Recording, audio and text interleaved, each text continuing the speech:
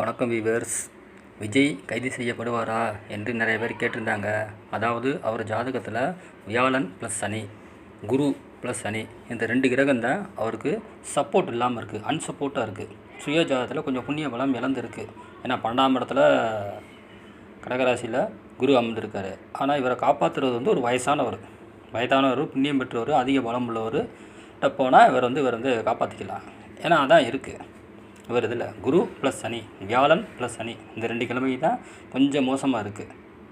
இவர் பார்த்து முன்னெச்சரிக்கை பண்ணார்னா ஓடி அடையும். கடகராசிக்கு 4ல் இருக்கும் செவ்வாய் துலாமில் தான் இருக்குது, அன்சப்போர்ட்டாக தான் இருக்குது. இவருக்கு சாதகமாக தான் இருக்குது. ஆனால் இவர் எடுக்கிற முடிவில் தான் இருக்குது. இவரை காப்பாற்றுறதுக்கு குரு கிரகம் ரெடியாக இருக்குது, சனி கிரகம் ரெடியாக இருக்குது. சப்போஸ் இவர் முடிவு எடுக்கலைன்னா வியாழன் அல்லது சனி தேவையில்லாமல் எலி பொறியில் மாட்டிக்கிட்டு பார்த்தீங்களா, அந்த மாதிரி வாய்ப்பு இருக்குது. குருமுருகன் ஜோதிடம். நன்றி, வணக்கம்.